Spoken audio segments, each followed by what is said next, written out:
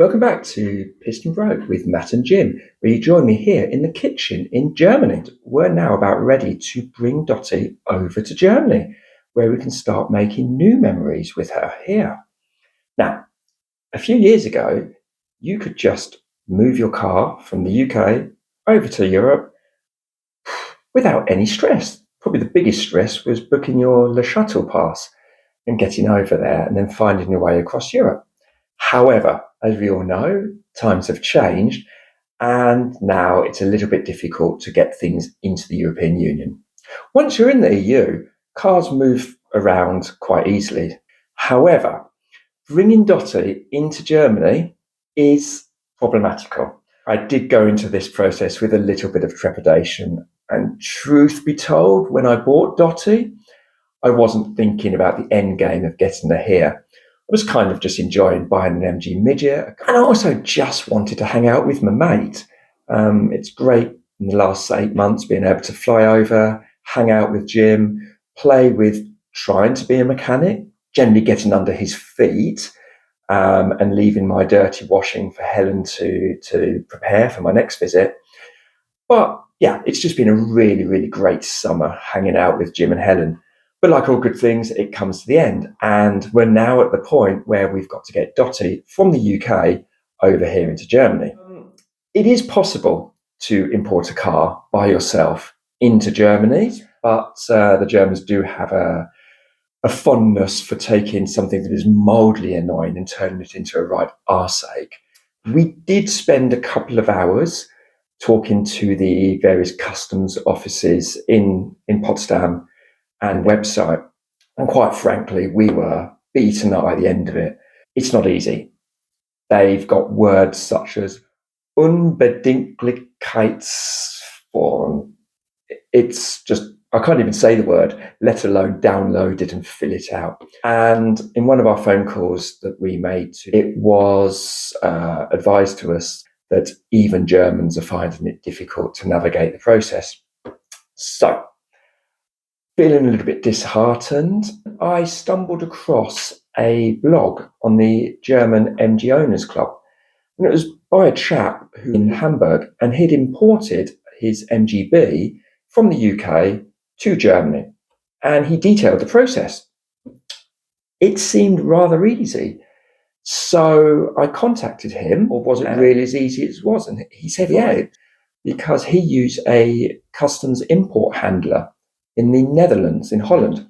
The company in question was Marlog in the Netherlands, just south of Rotterdam.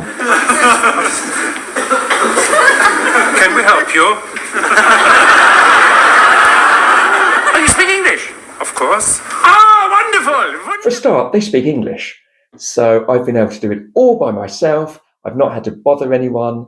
And so I feel good. I feel grown up. So when I spoke to them, they sent me over a series of forms, all in English, and they asked me just to download them, print them off, fill them out, and then scan them and send them back to them. Easy as that.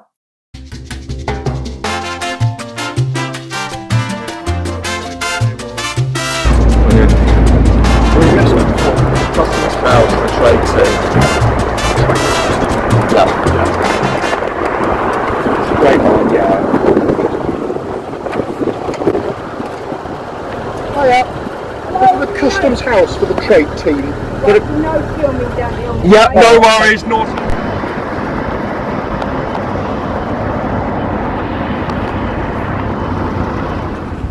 Okay, so you join us here on Piston Road, Matt and Jim, where we've arrived at Harwich, and yeah, we've got some lovely sunbeams joining us on the crossing.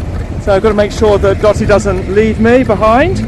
But yeah, so I got to the customs office, and I was able to secure the T1, which is my export paper. So Dotty is now free to leave the United Kingdom.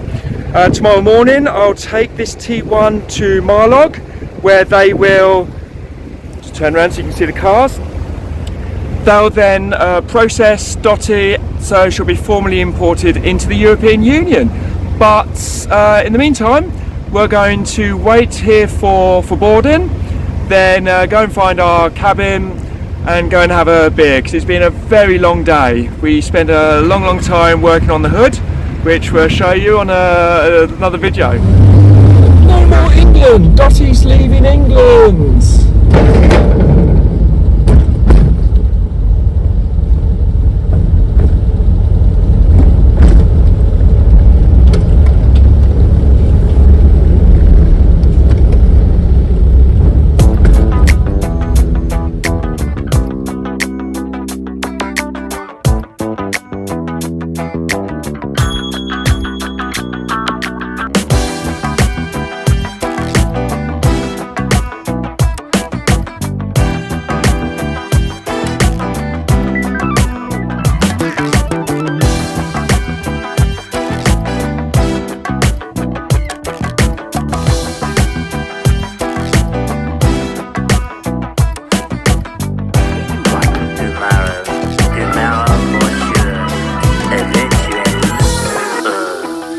Welcome back to Piston Broke with Matt and Jim, where we've been at the Dutch customs handlers.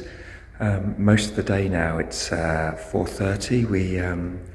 We arrived bright-eyed and bushy-tailed at about 9:30 this morning after driving in from the Hook of Holland ferry terminal. That took about an hour, and yeah, we arrived here with all of our paperwork, everything in order, and it was basically not meant to take more than about an hour, but luck should have it that every we were told every 1,000 cars, the customers will pull one off and do a thorough check.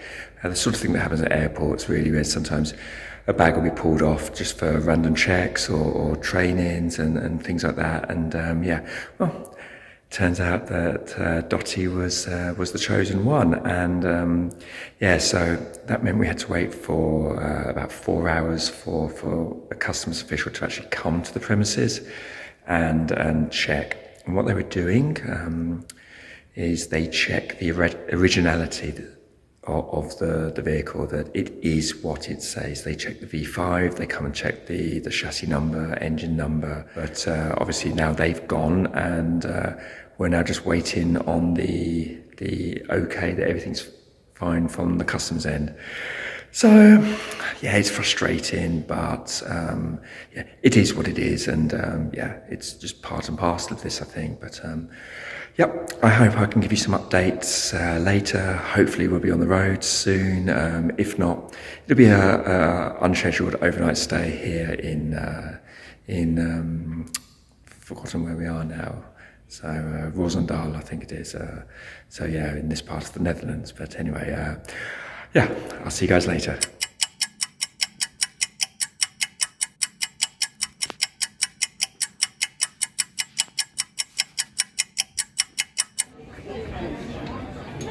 So here we are in Roosendaal, not where we planned to be for the first night of our European road trip with Dotty.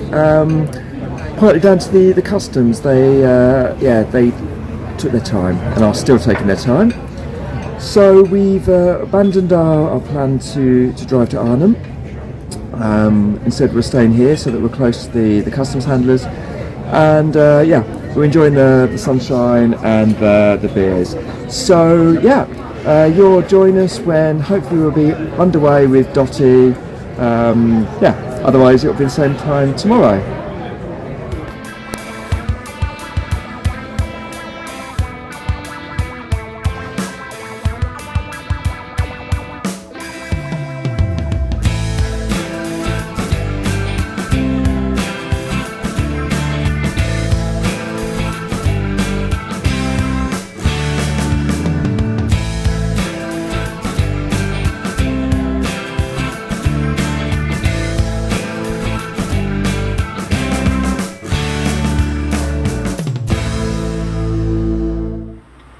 Speed is the vital factor.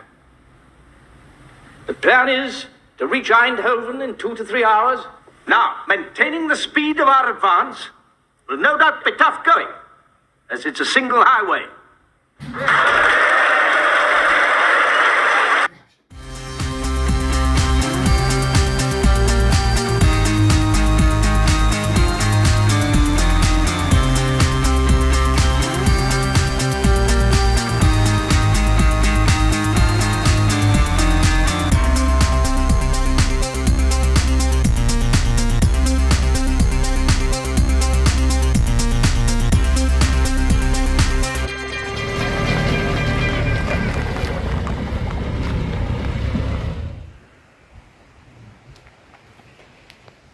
Welcome back to Piston Broke with Matt and Jim and Dotty, our 1977 MG Midget, here in Germany. We finally made it. It's a little bit of a long journey, but Yeah, we had a good run over 3 days. A little bit of a customs delay, which delayed us for a day initially in Roosendaal in southern Netherlands. But eventually customs were quite happy with everything they got, so we pushed on through Arnhem, across the Dutch border, and stopped the first night near Hanover. Second night we stopped off just outside Wolfsburg, made it into Potsdam on Thursday evening. She's been running, you know, absolutely faultlessly. So we brought her down here to Strauss Classics to hand her over for the next step of the journey.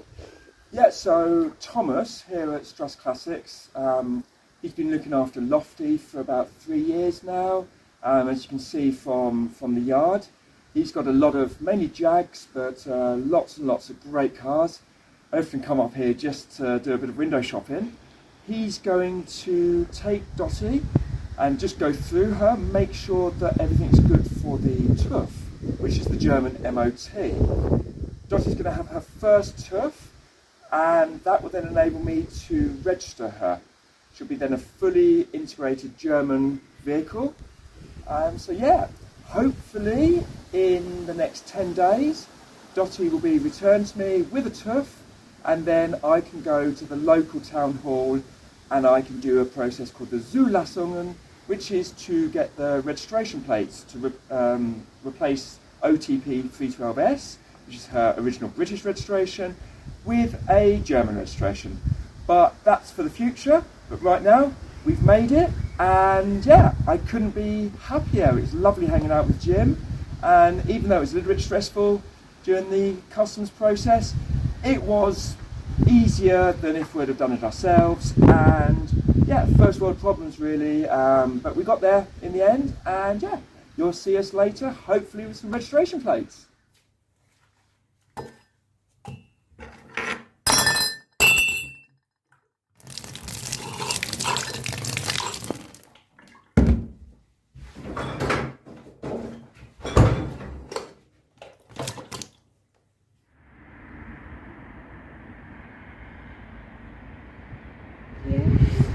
Well, welcome back guys. Here we are at the Zulassung Centre, where hopefully I'm going to go and get a set of number plates made up for Dotty, which will mean that she's been fully imported into Germany and we've completed the registration process. Now I can't film in here, but when I come out, I talk you through everything that happened. Fingers crossed that it's nice and easy.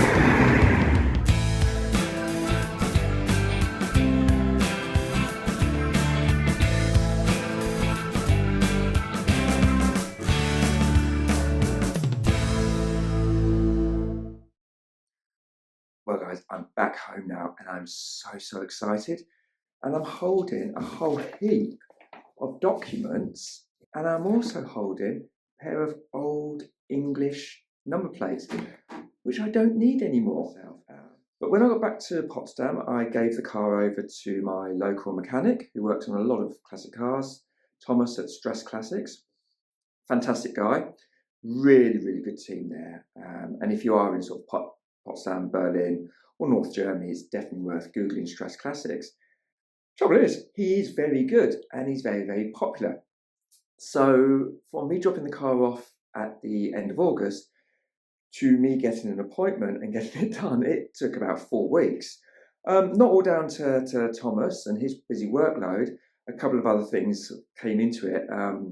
The TÜV inspector, or the MOT inspector, was sick and then on holiday, so I had to obviously then wait for that. And these are people you don't really want to rub up the wrong way, because ultimately they're the people who will have the final say on whether or not you're going to get your car or you're not. But you have to get this 21, this TÜV inspection, and I've got it. So with all that in hand and my appointment, you saw me earlier on walk into the registration office. Boom! And I'm back. Exactly the same as a UK registration document. It's got the car information, the chassis number. It was a bit nerve-wracking. I did it all in German, and the guy who was working with me He didn't speak any English, but he was so patient, so polite. So yeah, we kind of went through it. There was one moment where I started to get nervous because he couldn't find on the MOT certificate where the license plate number, the chassis number was, the VIN number. And he started looking around and going to get colleagues. She's clearly dealt with these before. This guy, I think it was the first time he'd dealt with an imported vehicle. And she just pointed straight down to where it was. And then everything went smoothly. And I got my license plate made up, which, if you've seen, it's P, because I live in Potsdam, and German cities, they have the first two letters are always the city, or the region where they're from. And then you're allowed to have two letters and then a series of numbers. And you can choose it, and you can pretty much make a free personalised number plate.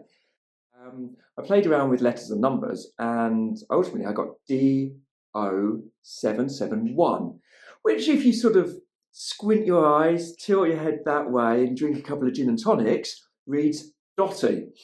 And I thought, why not? So I've got P Dotty. I've got the car. I've imported the car. It's been a long process, but I want to do it again. My wife doesn't want me to do it again, but I want to do it again, maybe in a few years' time. But I'm so happy, I'm so excited. I use my German. So I've got the plates in the car. It's a sunny day now. It was raining this morning. The sun's come out. I'm going to put the roof down and I'm just going to go for a drive because I've waited a long time for this. Anyway, thanks ever so much for sticking with me through this importation process. It's been long.